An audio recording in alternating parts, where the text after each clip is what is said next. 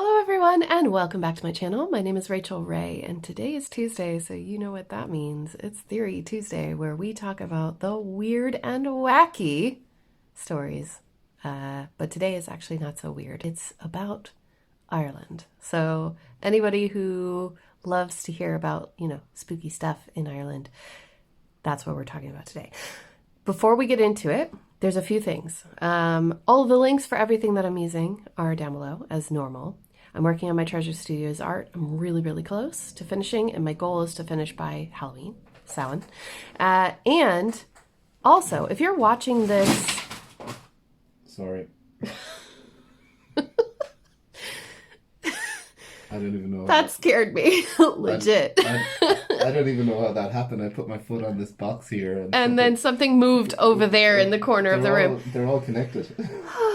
Anyway, I'm doing a live de-stash of diamond paintings here on my YouTube channel at 6 o'clock Irish time, 6 p.m. that is. So please have a look in the description box of this video so that you can see to set a reminder for yourself if you'd like to come. Most of them are diamond art clubs and you're not going to want to miss it. So with all of that said and done, what are we talking about today, James? Today, Rachel, we are going to talk about the most haunted house in Ireland. The most haunted. Dun, dun, dun. Oh yeah, dun dun dun. Yeah, it is the most haunted house in Ireland, reputedly. Okay. So I guess we'll set the scene here. So it's 1767. Ooh. All right, you're standing on a windswept, desolate headland in the southeast of Ireland. Mm-hmm. The wind is picking up. It's, Mm-hmm. You're standing in front of this huge 300 or 400-year-old castle, Mm-hmm. And what's that? From inside you can hear someone playing a harpsichord. And there are voices raised in laughter. People in there seem to be having a good time. Sounds like it. Then suddenly a woman screams, "Ah!" And a ball of fire shoots up through the roof. A ball of fire? Oh dear. Shoots right up through the roof, and as it flies away into the night, you fancy you can hear an evil cackle.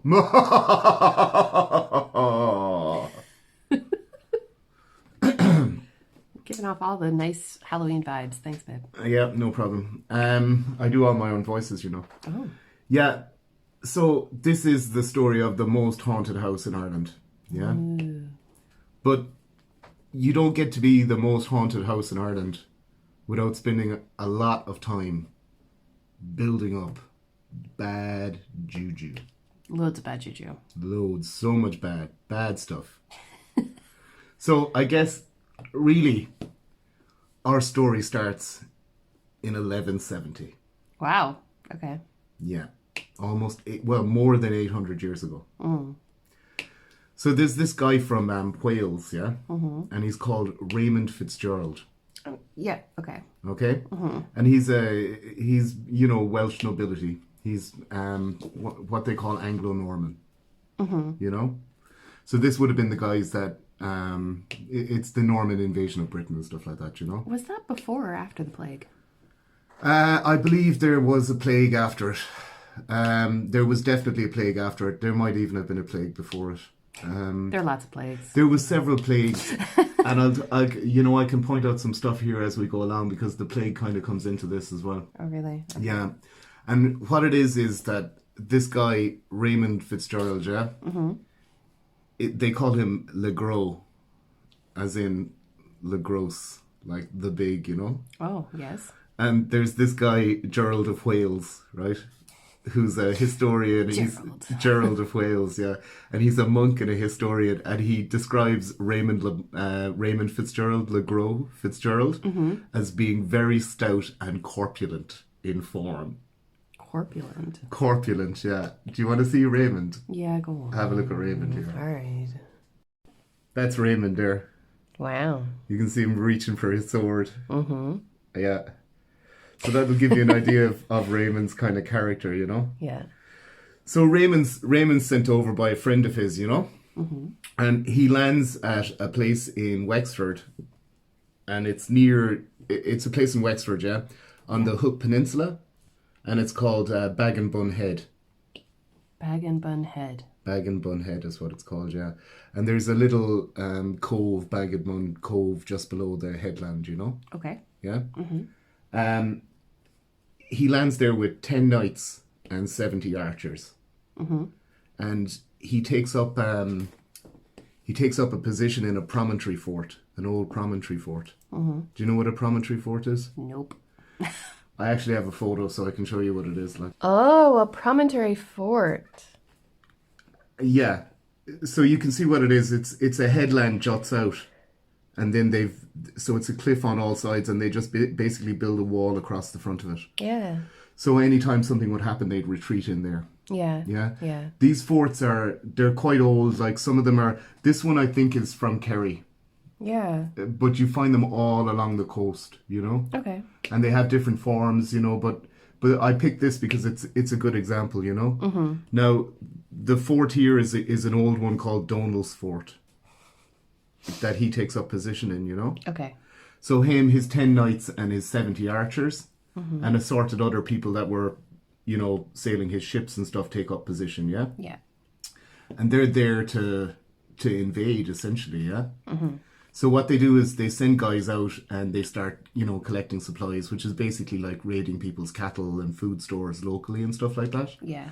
And they bring them inside the promontory fort, like. Mm-hmm. So they have so there's like 10 knights, 70 archers, and a load of cattle in there, yeah? Yeah. Now, what happens here is that whole area in the southwest or southeast of Ireland is basically like, it's being ruled by people called the Ostermen. And what the Ostermen are second, third, fourth generation Norse. Oh, okay. That have made Ireland their home. Yes. You know? So they're the ones that set up the city of Dublin in, you know, 800 AD. And then they would have set up Waterford shortly after that. They're coastal cities, they're easy to access for them, you know? Right. So they would have set up these, and they're really panicked by this guy landing, you know? Because I mean, we can't really get into it, but there's a what would you say? There's a squabble among the kings and earls and stuff in the area at this time. Okay. Yeah? Yeah. So one of the guys who sees himself as the rightful king is after asking Raymond and his buddies to come over. Mm-hmm. The Ostermen and the local, I guess you'd call them Irish kind of, what would you say, lords, you know? Okay. Are really freaked out. So they send a force down. And it's a force of about 3,000 men. Mm-hmm. Now, the 3,000 men have these 100 fellas stuck inside in this promontory fort, yeah? Yeah. So they start to attack it. And the guys inside the fort release the cattle that they've... Release the cattle. Release the cattle. They release the cattle and drive them into their ranks, you know? Mm-hmm. And it kind of has the effect of breaking up their ranks, and some of them are trampled. Others run. They break the forces up. They hit them with a couple of archers, and then the knights ride out, yeah? Yeah. And out of a force of about 3,000, about 1,000 are killed or captured, you know? And do you know how we know that? No. Because Gerard of Wales said it. The scholar. The scholar Gerard of Wales. Gerard of Wales said that there were 3,000 men against 100, and that they were absolutely routed by Gerard by Raymond because he's a legend. Are you sure he wasn't just milking it? Sorry, I had to put in a cap on. Oh my god! I've been working on it for a while. How moving. Yeah, so, and I don't know if this is related now, but Gerard of Wales happens to be Raymond's cousin. Oh. So anyway, he says that he's after defeating these 3,000 guys and making them run away, you know? Right. So he sets up camp there. And then about 2 or 3 weeks later, his friend that sent him over there, Richard de Clare, the second Earl of Pembroke, lands a force of about 1,000 men a few miles away and joins up with him, yeah? And they start marching up and down the southeast of Ireland. Did they get utterly tired? They got utterly tired, Rachel. Utterly tired. Okay, but they would not be cowed. They went forward with great gusto. This guy, Richard de Clare, yeah? The second Earl of Pembroke, in Ireland, we know him as Strongbow. Oh, really? Yeah. That's what Strongbow is named after? This place right here. Oh, Strongbow is a type of cider, like a cider company. Yeah. For people who don't live. But this place right here, Hook Head, yeah? This is where what in Ireland we like to call the Anglo-Norman invasion happened. At this moment? Yeah. You know when Irish people talk about the 800 years of pain and slavery and stuff? Yes. This is it. This is the first move in it. Raymond landing on Hook Head is the first move. Okay. Now, in fairly quick order, like in less than a year, Strongbow and Raymond, who's his second in command, march up and down the place. They take over Waterford, they take over Dublin, you know. And in 1171, Strongbow sends Raymond to Aquitaine, you know. What's Aquitaine? Aquitaine is a kingdom in the south or in the north of France. Okay. Yeah? Or maybe it's in central France, I'm not too sure. In France, anyway. Yeah, at that time it was part of the Anglo-Norman kingdom, you know? Yeah. Like, so he sends him over to basically hand over his conquests to Henry II. Henry II is the first or the second Henry, obviously, you know? Yes. So he sends Raymond over personally. Raymond says, yeah, we're after conquering the whole southeast, my liege, you know? This land is yours. Congratulations, yeah? So he returns then to Dublin in 1171, okay? He's obviously done a great service for Strongbow, yeah? Yeah. So Strongbow's sister, Basilia, her husband dies. Okay. Now, to give you an idea about these guys now, like Strongbow, Raymond, what's Basilia's husband is, oh gosh, I can't remember his name. But basically, when you look into these guys, their hobby is like going to war, you know? Like Basilia gets married to this guy, you know? And the first thing he does is, obviously, I guess, consummates the marriage and stuff. Yeah. But then straight away he heads off on crusade. And he's over on crusade, hacking and slashing his way through the Holy Land, you know? Yeah. And then basically, he's dead. So Basilia is on the market, yeah? Strongbow's sister, yeah? Okay. And Raymond thinks, well, I could get married to Strongbow's sister. But Strongbow does not think that's a good idea. No. Now, he's given Raymond Hooked Head where he landed, yeah? And Raymond set up shop there in a place, I will refer to my notes. Yeah, he builds a castle on Hook Head called Houseland Castle, yeah? And it's a simple keep. It's like, you know, like a square building that's 2 stories high and it's fortified, you know? Yeah. It's a keep, like. Yeah. And so that's where he's made his home. Strongbow tells him he can't get married to his newly single sister. So he gets the hump. And he's like, you know what, Strongbow? I'm going back to Wales, to my little pile in the country in Wales. So he returns to Wales, yeah? And he leaves a different guy in charge. And this all happens within the space of about a year or two. Okay. A lot of drama. Pretty quick. Yeah, so this is 1172, yeah? So he's back in Wales. Anyway, Strongbow's not extremely popular. And there's a number of rebellions, yeah? Okay. So there's a rebellion in 1774. And Strongbow is getting his ass handed to him. And he's actually trapped inside the walls of Waterford. Oh. And he's under siege. So he sends word over to Raymond. And Raymond's like, nah, I don't think I really want to help you.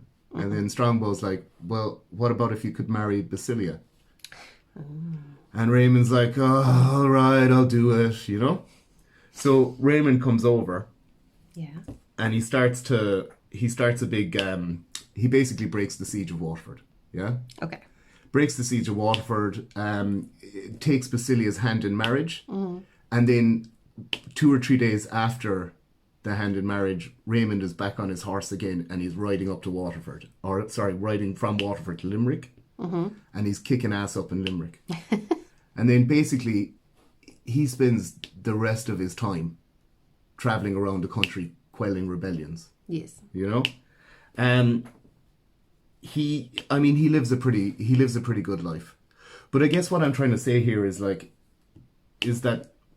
this is the thin end of the wedge in Ireland, like, and when people talk about the 800 years and, you know, the invasion of the Brits and all this kind of thing, this is where it happens, right here on Hook Head. In fact, on the footprint of the most haunted place in Ireland. Did it get haunted because of this? I think that this is the juju that's building up. Do you want me to show you a little picture here that I think illustrates it? Can you see where Hook Head is? Yep. Down in the bottom right? Yep. These are 3 rivers that flow through the southeast of Ireland, you know, and they call them the 3 sisters.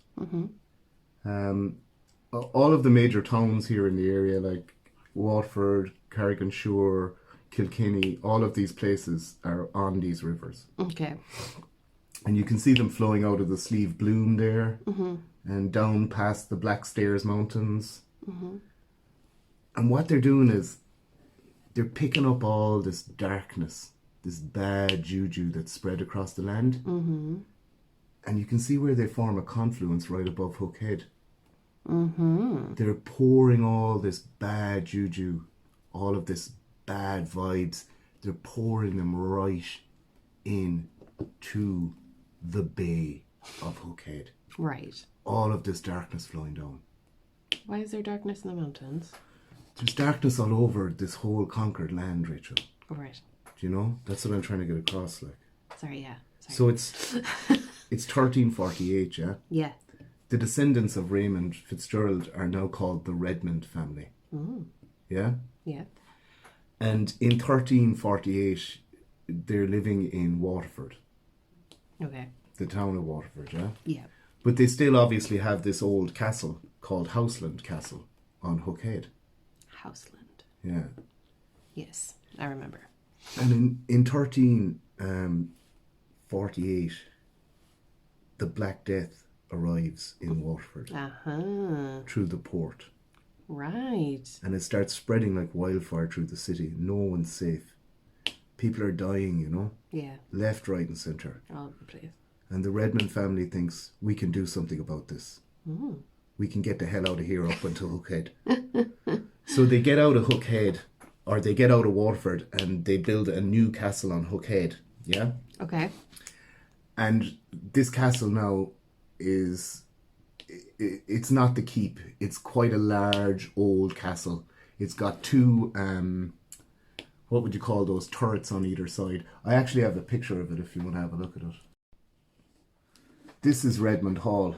Can you see all the thing? Yeah. Now, as you can see, there's something going on here, yeah? Yeah. Now... A bit of a fight. This is in the 1650s, yeah? Oh, okay.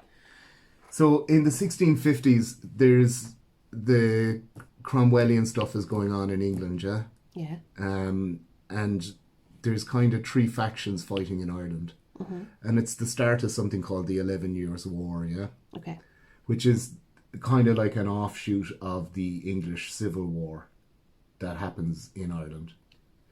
Because what's happened is you've got Catholics and Protestants. Now this has happened, like the invasion happened during the reign of Henry II. Henry VIII, of course, is the guy that needs a quickie divorce. So he kind of comes up with this Church of England thing, you know? Yeah, the Tudor guy. Yeah, the Tudor In guy. the 1500s. Exactly, yeah. So what's happened is a lot of the power structures in Britain have changed to becoming Church of England or Protestant, you know? Right. But in Ireland, people like the Redmonds, they've remained Catholic. So the Redmonds are helping the Irish Confederate Catholic forces fighting in this 11-year war, yeah? Okay. And then some of these guys that are loyal to Charles I, get word and they go to invade. They go to take over Redmond House, Redmond Hall. Right, yeah? right. So, which is what this place is called now, Redmond Hall. So they go down to take over Redmond Hall. And they've got a couple of field guns. And they've got a couple of lads with, you know, the musket type guns at the time, you know? Yeah, some kind of bayonet looking thing. Yeah, inside in Redmond Hall is Alexander Redmond, who's the Lord of the Manor kind of thing, you know? Mm-hmm. He's in there.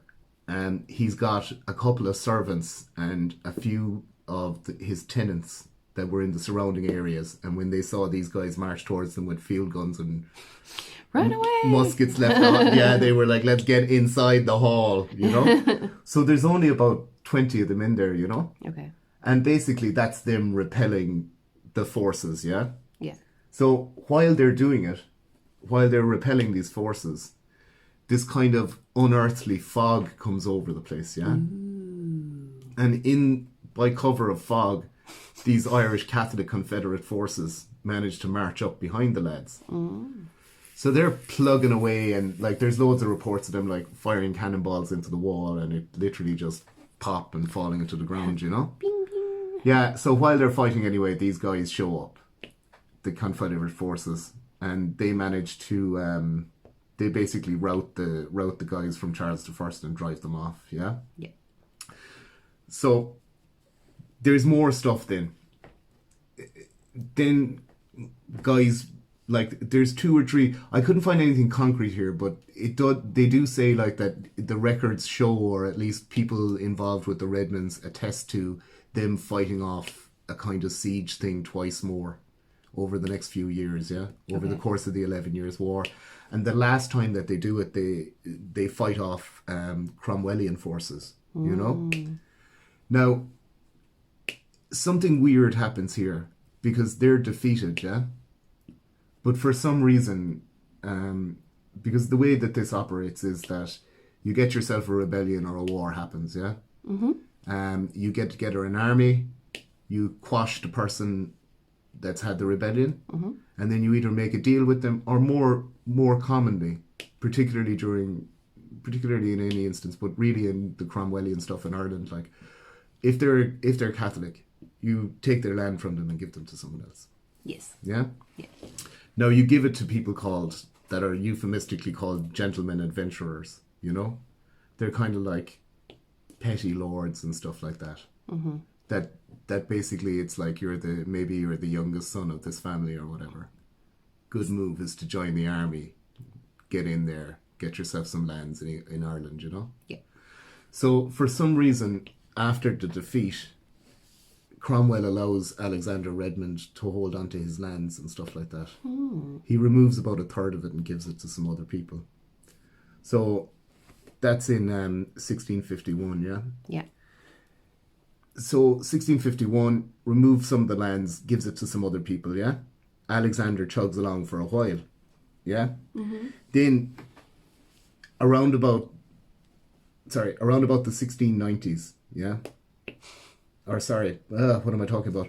A few years later, late kind of 1650s, I couldn't really find a thing, Alexander Redmond passes away. Oh. Yeah? Yeah. And then this other family of a guy called Nicholas Loftus, who's from Yorkshire. Yeah. Yeah. His family he's one of these gentlemen adventurers. Okay. And he's come over and he's been granted lands because of his service in the wars. Yes. And as soon as Alexander Redmond dies, the crown seizes his stuff and goes looking for someone to sell it. Right. Now, the Loftuses are what they call planters, which is what you would call these guys that came over, helped in the wars, and then were granted lands that were confiscated, you know? Yeah. This really, from an Irish kind of point of view, is pretty, it's bad juju as well. It's pretty bad, yeah. So they were just kind of like supplanted to kind of control the people. Yeah, it was a way of ensuring that the landowning, the stuff. aristocracy and stuff were loyal to you, you know? Yes. It's not an uncommon thing in any of these time periods, you know what I mean? Right. It was pretty much the way that war and stuff like that ran for thousands of years, really. Yes. So in the 1590s, he starts negotiations to buy Redmond Hall. Yeah? Yep. And he finally closes the deal on Redmond Hall. Mm-hmm. And they change the name to Loftus Hall. Naturally. Yeah, and his family moves in, and I'm not even joking, 1666. What? Mm-hmm. Yeah, so they move in 1666. And it all begins. And it all begins. So 1666 as well, incidentally, is the third or fourth outbreak of the Black Death, but let's not talk about that. But the Loftuses, as we know, are in good place because that's literally the place you go. It's in the middle of nowhere to get away from the Black Death. Yes. Yeah? Yes. So they're up there living it up. Couple of generations later, more than 100 years later, yeah, there's this guy called Charles Tottenham, and he's an Irish member of Parliament, yeah. Mm-hmm. And his family he married Anne Loftus, yeah. Okay. Now Anne Loftus is a member of the Loftus family, obviously. Obviously. But in this generation, the Loftus family had no male heirs, yeah. Okay. So he's the Lord of Loftus House, Charles Tottenham. Okay. Yeah. Now, he marries Anne, and they have one child. Her name is Anne as well. Yeah? Yeah. But the older Anne dies in childbirth, giving birth to Anne. Yep, that was common. Yep. Yeah, pretty common. Pretty common. So, Charles actually marries his cousin. So, and to act as a stepmother to the young Anne, yeah? Oh, I see, yeah. So Charles is married, so Charles, Anne Loftus, the child, and his cousin are all living in Loftus House. Yes. Yeah? And you know, they're enjoying a privileged kind of upbringing. Mm-hmm. Do you know what I mean? I mean, this is the kind of time as well where people didn't do things for themselves. You know what I mean? Like you wouldn't dress yourself now if you were aristocracy. Right. You know? Also, if you're picturing something like those Mr. Darcy stuff and all that, yeah, this is kind of that period, you know? Mm-hmm. Where people are going for seasons in the country and then to your city home and all that. Yeah? So they're having the winter in the country in 1776 or 1767. Yes. They're having the winter in the country, and you know, they're out there on Hook Head, and as we were talking about earlier, it's a big kind of fishing,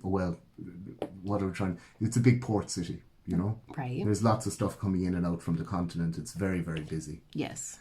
And then there's one stormy night, there's a knock on the door, and they open the door, and there's this handsome captain, you know, from a boat, in all of the gear, you know, with the lapels and the bit on the shoulder with the gold fringe, and you know, oh, he is dashing. The long hair tied in a ponytail. He is dashing. Yeah, exactly. Yeah, that's it. Yeah, he's got the ponytail, you know. Yeah.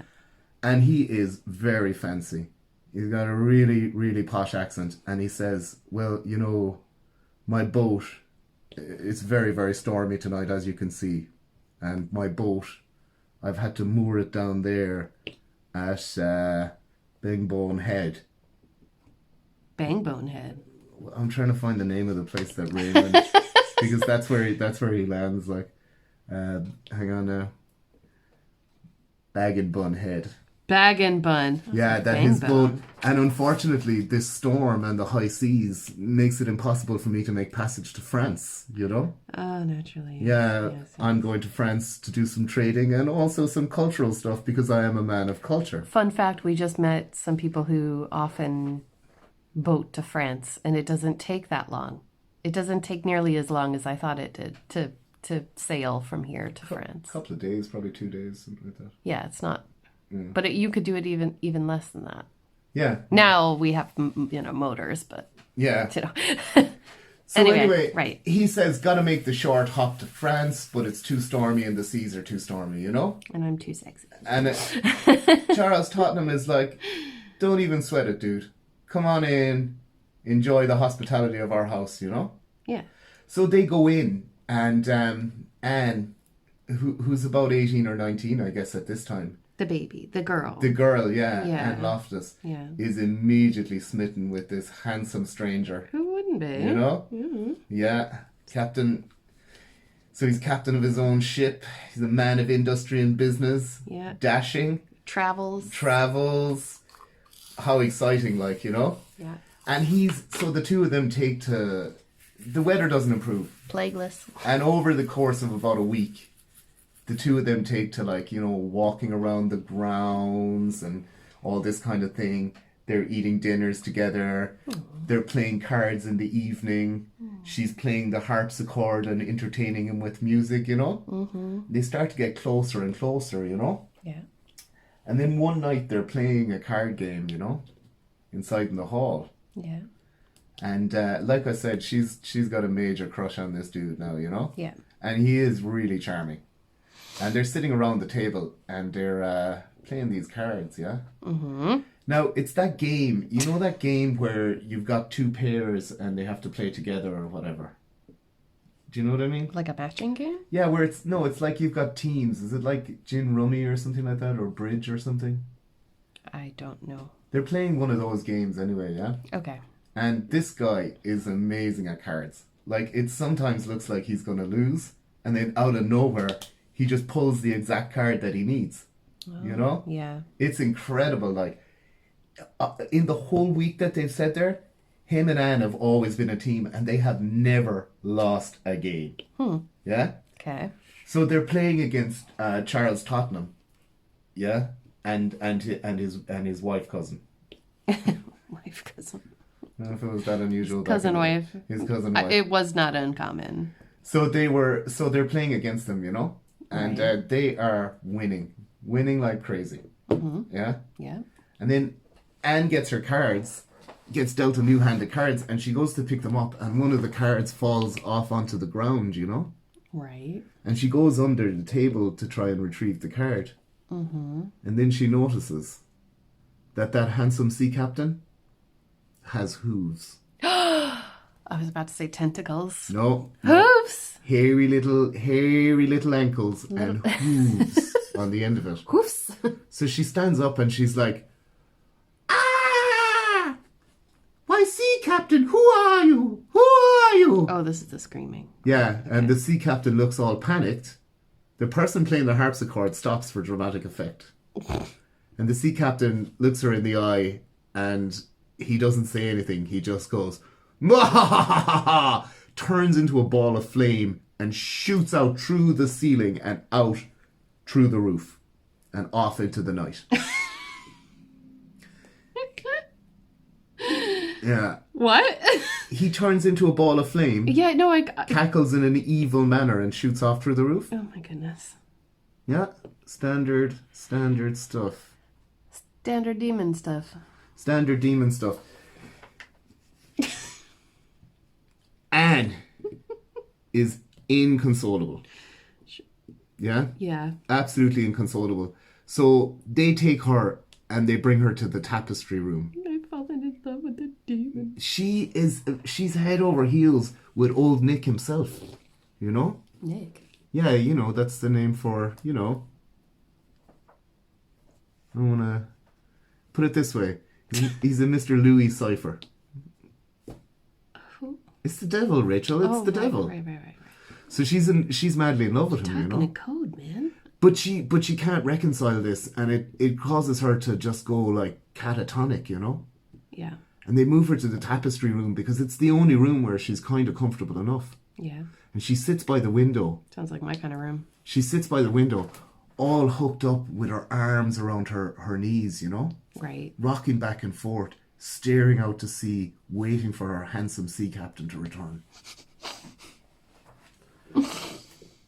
Mm-hmm. And it's there, in 1775, that Anne passes away. Oh, wow. She was very young, so... Yeah, it's about 10 years later. She's maybe in her late 20s. So she spends 10 years just inside in this room, curled into a ball with her arms around her knees, you know? Wow. And when she passes away, they have to have a special coffin made for her because they can't unfurl her, essentially. She stays all balled up. Really? Yeah, so they have to have a special coffin made. And I heard on the video by a guy called Aidan Quigley, who owned the place up until 3 weeks ago, because it's literally just been sold about 3 weeks ago for $2.5 million. Honestly, like. So he said that they went to the Loftus family crypt and they found this unusual coffin inside there. Just this coffin that's, I don't know, I guess it's Like shaped. It's shaped like a chair. She was sitting down, essentially. She was curled into a ball, you know? Yeah. So it was shaped like a chair. Do you want to see something here? Check this out. Okay. That's the hole in the roof that the devil went out. That's it now. 240 so years later, it still hasn't been repaired. They say that it's not just like a bath. They say that anytime it's repaired, that it just basically returns to the plaster falls off and the woods become scorched again. That's it. That's the hole in the corner of the room. Interesting. Okay. But that the story ended there, Rachel. Oh, it ended there. But that the story ended there. After Anne passes away, in 1775, there's a series of like poltergeist activity at the building, Yeah. and it starts to kind of build up, you know? And so basically it's strange noises, footsteps in the hall, things floating around, Also, because of what's happened, people no longer, like the tenants and people in the locality, no longer want to work for the Loftus family because the devil himself has been cursed. up there. Because they're cursed, like the devil himself has been up there. Like. Yeah. So what happens is that the Loftus family get in a series of Protestant priests, to do exorcisms. Okay. It seems to only have the effect of really irritating the ghosts. Yes. Yeah, and the poltergeists. And then they ask for this, they go to get the local priest, this guy, Thomas Broaders, Okay. And so Father Thomas Broaders goes up there and he does an exorcism. Yeah. I actually have an article where they found the chalice that he used at the exorcism there recently, a few years ago, from the Irish Independent and stuff. So I'll link that in it. So he goes up and he does the exorcism, like, and there's all these stories about, like, he basically went up with all his exorcism kit. So I guess it's like your robes, you know? And he had a chalice and stuff because he was going to go in there and say mass, Yeah. And he's basically like, I'm going to go in there and I need you to shut the door. And no matter what you hear or what you say, you know, don't open the door. So he goes into the tapestry room and he shuts the door and you can hear like things moving around, flying through the air all the time, him saying the mass, you know? Yeah. There's slamming on the door, things are being turned over, you can hear it all, you know? And then by the time he's finished the mass, everything has gone down to really quiet, you know? And he basically unlocks the door and opens it and the room is in an awful mess. And he's like, I think I got them all. A little too confident. Yeah. I'd say. But you know what? Because we know how these stories go. I don't know if he did get them all, to be quite honest. There's a thing as well that happens when the Loftus family move into the house in 1666, Yeah. And it's like that they basically go from being landed gentry to being dukes to being whatever's above that. They basically climb the ranks, you know? Yeah. And eventually they end up being the hang on now. Earl? No, Earls is an old one. These guys are the Marquis. Marquis? The Marquis, the Marquis. But I do you not pronounce this Marcus? Marquis? No. No? So he's the Mark. The Marquis. The Marquis. Are you serious? Yes, it's a Marquis. I know that you're thinking of the thing that you party under, but it's not. That's what I'm thinking of. I'm thinking of a Marquis. So anyway, they climb the ranks, yeah? Yeah. And they become the Marquis.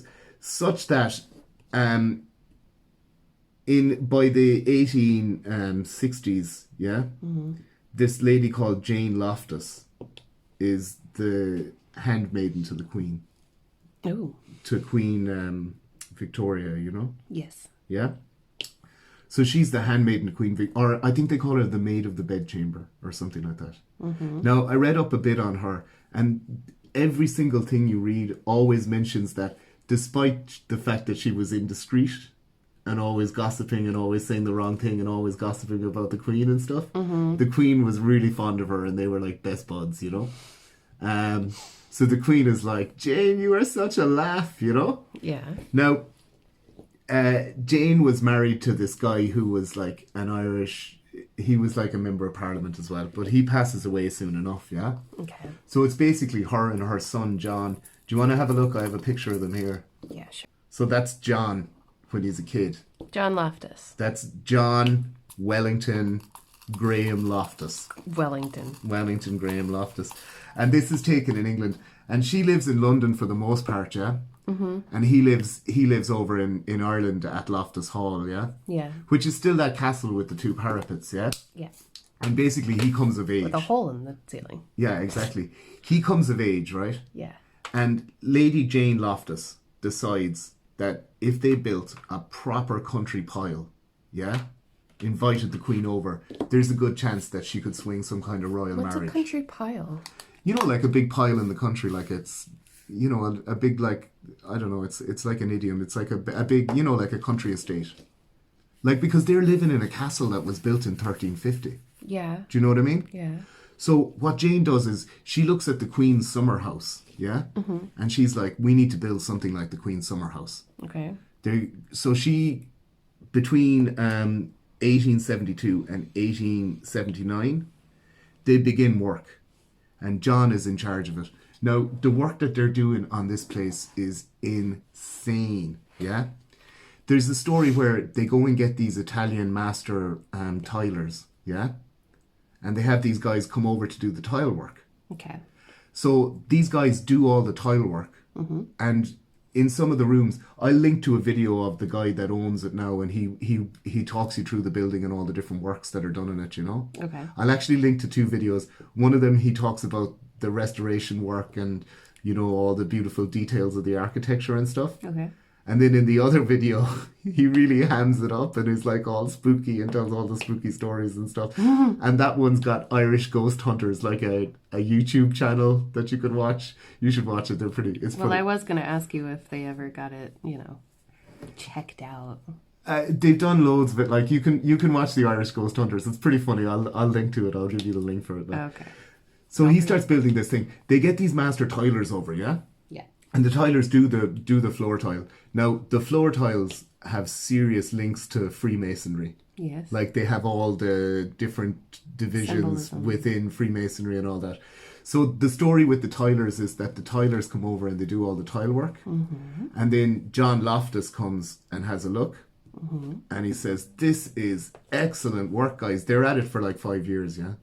This is really excellent work. Mm-hmm. Wow, I'd hate to think of you guys going somewhere after this and making better tile work. So he has them murdered. What? Yeah. What? That's the story. Why would you? That's the story. That's very extreme. They start to do renovations. They leave a lot of Redmond Hall in place and they basically build up around it, yeah? I have a picture of what it looks like now. Whoa. It's huge. Wow. Yeah, like there's like 22 bedrooms, 72 windows. You said that sold for 2-point-something million? 2.5 million, yeah. But it is just a shell now. Like there's this huge staircase, you know, and basically they had the timber cut and sent from Africa to Italy. Italian craftsmen carved all the wood, and then they sent it over here and had it built. Yeah. Okay. When they start to do renovations in the tapestry room, they find a secret compartment in the wall, like. Ooh. And inside in that secret compartment is a sexy devil. Is the mummified body of a child. What? No way. Yeah. Did Anne get it on with freaky It looks demon like guy? It looks like Anne. might have had the devil's child. And she hid it in the walls. Now, Great. John Loftus is not a superstitious man. So he says, nah, fetus in the wall, so what? You're in the way of my billiards room. So he turns the tapestry room into a billiards room. Okay. Yeah? Yeah. Do you want to guess how that works out for him? Not great, I'd say. No, it doesn't work out great for him. Anytime he tries to play billiards balls are flying at him and stuff. The poltergeists are mad. They're screaming heard all the time and moaning, weeping, all of these spooky noises in the middle of the night coming out of the billiards room. Mm-hmm. In fact, they moved the billiards room in less than a year. Yeah. We're done with this. Yeah, absolutely. So they do all the renovations, yeah? And it takes nearly 10 years to get it done. Right. And then the Queen is getting more and more excited. And the royal consort, Albert, yeah? Mm-hmm. They're getting very excited about coming over. Right. Now, Lady Jane's idea... Because the Queen can choose where she's going to go for the summer. She's coming to visit England, right. Ireland, yeah, right. Exactly. And your one wants her to come over and spend like the 2 months, you know, like the season in her country pile in the countryside, you know? Yeah, yeah. And the Queen is like, oh, you know, this sounds like an excellent, I'm really looking forward to it, Jane. It will be wonderful to get away from it all, you know, over here in the city and, you know, all that kind of thing. Yes. And Lady Jane goes, oh, Queen, you are not going to believe this. And she reads her a story, the one that happened 100 years ago at Loftus Hall. Mm-hmm. But the old Loftus Hall before they rebuilt it, obviously. Obviously. She reads her the story in the newspaper about it. Mm-hmm. And you know what the Queen says? There's no way I'm going there. Because Albert is absolutely fascinated by ghosts and spiritualists and all of these. And yeah, he's always doing like, you know, seances and stuff like that. Oh, wow. And the Queen thinks that if they go over there, he's going to be at this crack 24/7. Right. Like, it's a bit like... It won't be relaxing. Yeah, she doesn't want to be a paranormal investigator widow. She wants to hang out with Albert, like... So she doesn't want to take him. So the whole plan, this 10-year thing that they spent working towards, falls apart. Yeah. And John Wellington Graham Loftus, never gets his chance to try and swing a royal engagement. Okay. And that was the idea. Yeah. Things go downhill pretty fast from here. Yes, yeah? Yes. They've gone into crazy debt. Yeah. Building this massive monstrosity. Mm-hmm. And they can't afford to keep it. Right. And they go from being this very, very successful family to basically just being paupers and being forced to sell the building Loftus Hall in like 1917. Ooh. And you know who they sell it to? The guy that was just there? They sell it to the Presentation Order, an order of nuns, like. Oh. And I believe I think that maybe Benedictine monks bought it first and then they sold it to the Presentation Order. Okay. And the Presentation Order starts a girls' school, like a kind of girls' preparatory school, you know? Okay. Where like well-to-do inhabitants of Watford and Wexford will send their well-heeled young ladies to finish, you know? To finish their schooling. Okay, so like a one of those fancy schools. Yeah, I think they call them like preparatory schools or something like that. Yeah. And that's in 1917, yeah? Oh, I think we call them finishing schools. Finishing schools, yeah. It's a finishing school for young ladies. So that happens then. And then there's like all of these weird stories, like one of the stories is that like there's this nun and she's walking down the hallway at night, you know? Okay. And she reaches this spot between two doorways and she just falls dead on the ground. Then, 50 years later, in about 1970, another lady on the same day is walking down the hall and she hits the spot where that lady fell down, where the nun died. She also dies on exactly the same spot for no reason. On the same date? On the same date, oh, 50 years apart. Yeah. Okay, all right. And you got me now. This is actually going to be in the Ghost Hunters thing that I'll link as well. They have a little marking on the floor for it, you know? No way. Yeah. Yeah.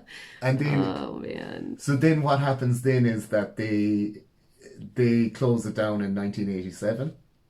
The year of my birth? Yeah, or is it earlier? Yeah, I think it's 1987.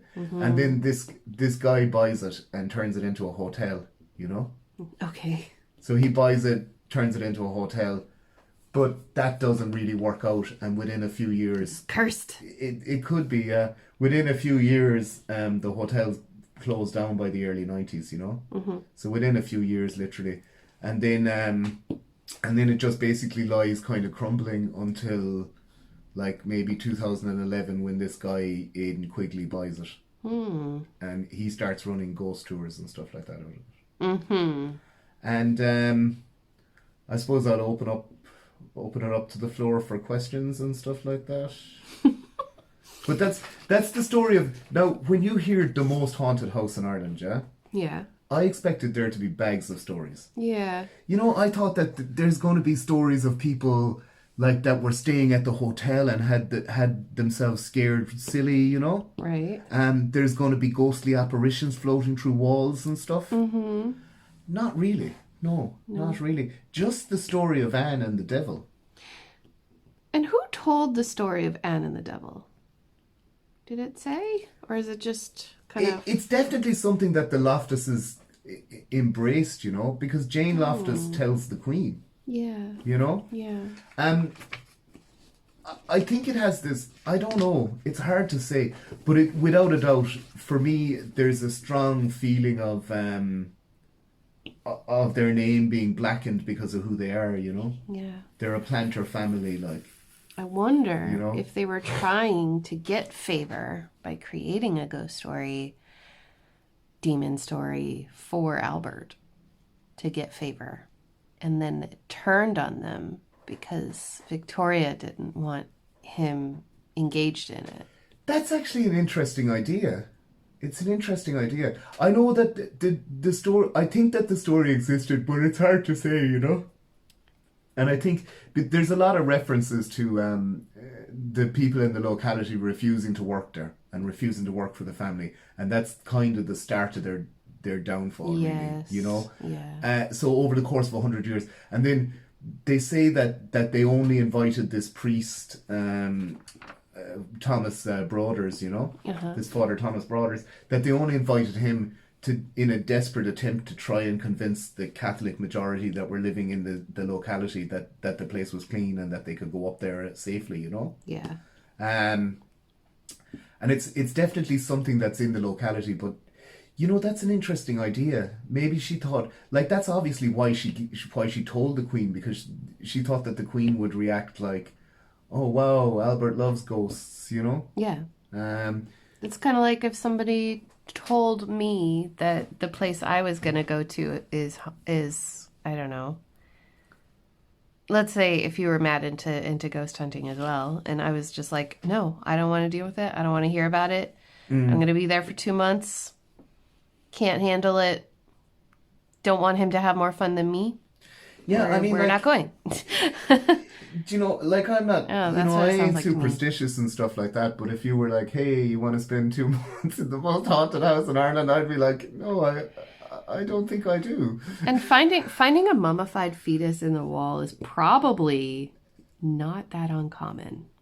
I thought that was the most interesting. Like, that's definitely someone putting heads and legs on tails, you know what I mean? Like, Maybe so. I mean, but truthfully, like in a very affluent place, even in a not so affluent place, I think it would actually be kind of not typical, but understandable to find kind of weird and wacky things like that. People would not be.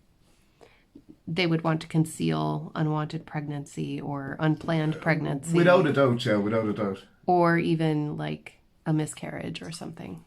Yeah. It would ruin you. In a way, I like that because it adds extra depth to it, you know, like that Anne has had the devil's child, you know. Yeah.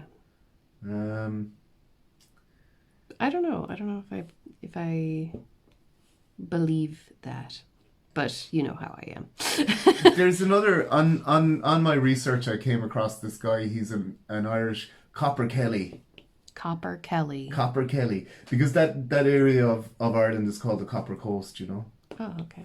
And it's because like back in during the Bronze Age and stuff like that. I was about to say And Bronze even, Age artifacts. Yeah, even earlier, like it would have been a major source of copper, raw copper in certainly Ireland, England, and parts of France and stuff like that. You know, going all the way back then, even to like, you know, the Neolithic and stuff like that. Because they can trace where the ore comes from, you know. Yeah. So this guy Copper Kelly is an Irish country music star. He has his own YouTube channel if you want to go and check out some of his tunes and stuff like that. Copper Kelly, hard thanks. I got to tell you my story. About. He's got this Waterford accent anyway, so it's fun. You know, the Waterford accent is very like soft in all areas, like. You know, like soft like that. But so he tells the story about how he was working at Loftus Hall, you know, and he said like that it didn't really bother him, and that like the whole place was trashed, and basically he was working for your man. The hotelier. No, he was working for Aidan Quigley, who's kind of bought it and is renovating it, you know. Oh, right. Yeah, and he's a builder, and he kind of specializes in renovating old buildings. So basically that's what he's done. He had it open to the public, and there'd be a charge, and, you know, he'd have the haunted house at Halloween and all this sort of thing, you know. Yeah. And like I said, there's one video of him online where he's like walking around talking them through the various architectural things and what it took to you know, reconstruct it and that kind of thing. And then there's another one where he's really hamming it up and giving it socks for the ghosts and stuff, you know. So I think to be honest, I think he would just do whatever it took to keep the money coming in and keep renovating the building. I don't blame him for that at all. Like. No, it takes a lot of money. Plus, like, if you've got the most haunted house in Ireland, what are you going to do? You're going to sell it on the most haunted house in Ireland, right? So somebody's bought it now. The thing about it is, it needs to kind of be a hotel or something. Like, it's a monstrous house. It is very large. It's huge. Yeah. It would probably make a great movie set as well.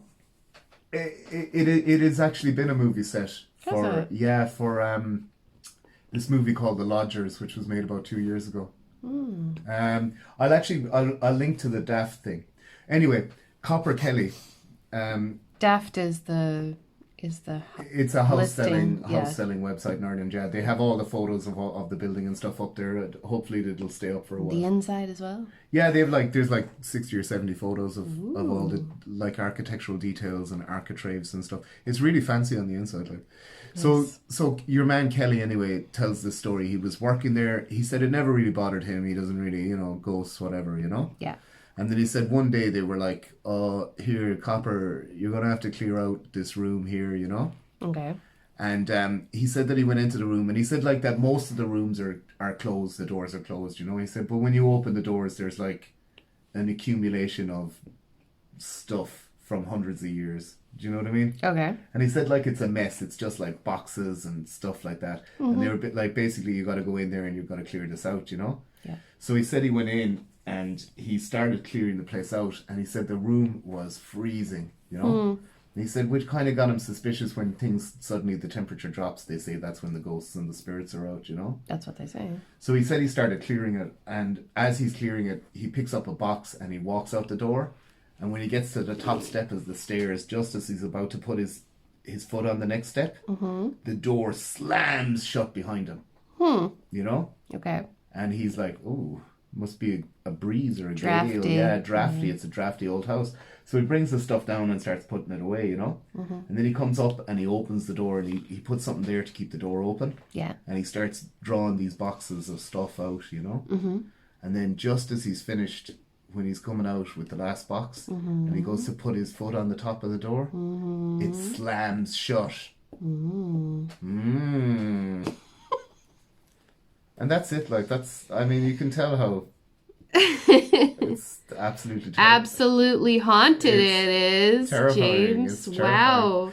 But like, I'm so scared. This is the most haunted place. Come on. I think it's, there's honestly, like, I think that a lot of it has, is,